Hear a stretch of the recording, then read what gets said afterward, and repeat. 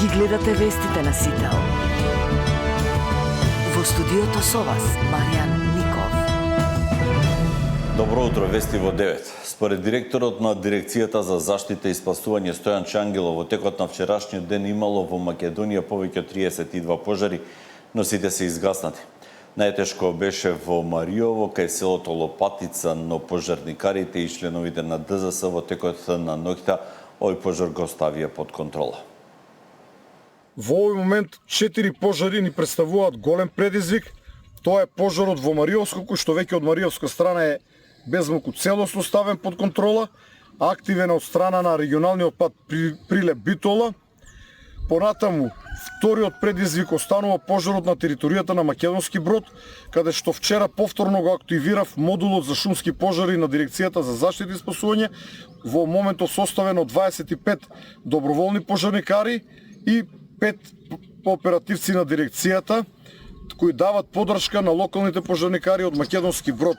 Работеа вчера, ќе работат и денес на гасење на повеќето краци на овој пожар, кој што се одвива низ екстремно негостолюбив терен, карпес терен, терен на кој што движењето на луѓе е многу отежнато, а некаде е едноставно невозможно, но самиот терен не дава голем ефект од употреба на ер-трактори, па и на хеликоптер моментално.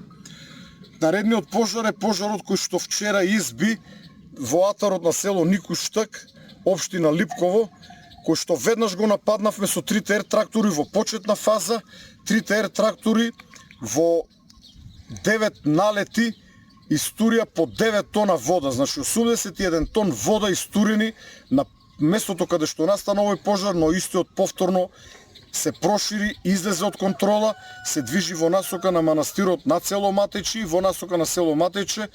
Постои можност денес да ги загрози блиските села, но и таму ќе концентрираме доволно луѓе, доволно опрема за одбрана на селата, со тоа што овие села се живи села, полни со луѓе и нивната одбрана вообичаено е полесна, затоа што немаме волку висока вегетација во самите села, имаме претежно чисти дворови, но и многу луѓе кои што го знаат својот теренот, го знаат своето село и можат да помогнат.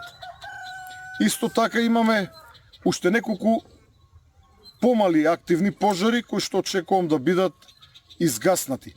Активен за жал е се уште и пожарот на територијата на општина Студеничани кој што се движи по кон Китка, екстремно негостолюбив терен, густа шума, грмушки, трње, трева, каде што не може да се движат луѓе. Скопските пожарникари денес преку одредени пресеки ќе се обидат да воспостават барем делумна контрола и врз овој пожар кој што трае неколку денови наназад.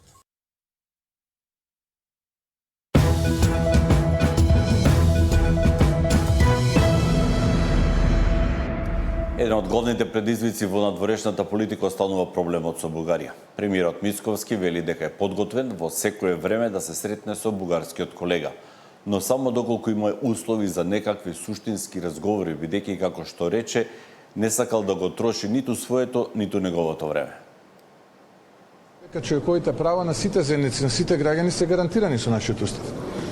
И сега тука доаѓаме до втората тема, а тоа е што правиме со македонската заедница од другата страна на границата, имајќи предвид дека Бугарија има ратифицирано, некоја друга влада, не оваа на господинот Радев, дека ќе ги почитува човековите права, а од друга страна континуирано избегнува да ги регистрира здруженијата на македонската заедница во Бугарија, како што е случајот со Ому Илин Демпирин и покрај тоа што имаме дузина пресуди од страна на Судот за човекови права во Страсбург.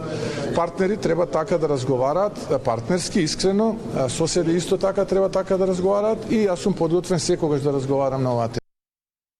Премиерот Христијан Мицковски денеска ќе посети општина Прилеп, каде ќе изврши увид во градежните активности за реконструкција на водоводната мрежа на улица Кузман и Јосиповски, како и во изградбата на кружниот тек кај мостот Тавана.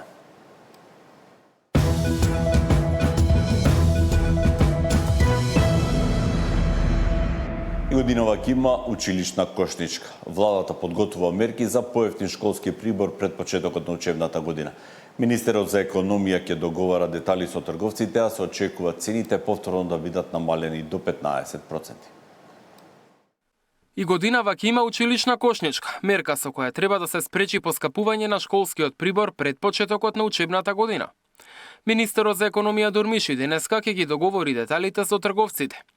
Најверојатно ќе се применува истиот модел како минатата година, намалување на цените за најмалку 10% на големо и 15% на мало.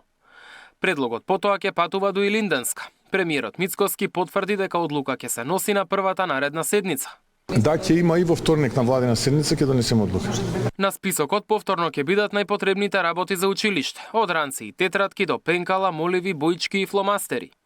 Мерката се применува 2 години поред, а според надлежните им овозможила на семејствата да заштедат околу 2000 денари по ученик. Сепак првиот школски ден и натаму носи солидна сметка. Математиката на Сител покажа дека за основна опрема на едно прваче потребни се најмалку 5000 денари. За оние кои сакаат покомплетен прибор, трошокот може да достигне и до 10.000. А школските трошоци доаѓаат во момент кога семејствата веќе плаќаат поскап живот. Според Сојузот на синдикати, минималната кошница во август се приближи до 69.000 денари, над 3.000 денари повеќе од лани. Најмногу пари и натаму одат за храна и пијалоци. За оваа ставка се потребни околу 25.000 денари месечно. Значаен дел од буџетот оди и за образование, домување и сметки, а растат и трошоците за транспорт. За 4-члено семејство, транспортот годинава чини 5175 денари месечно, речиси 500 денари повеќе од лани. Ако семејството живее под кирија, тогаш ќе му бидат потребни најмалку 84.000 денари за да го истурка месецот. Мартин Арсов, Сител телевизија.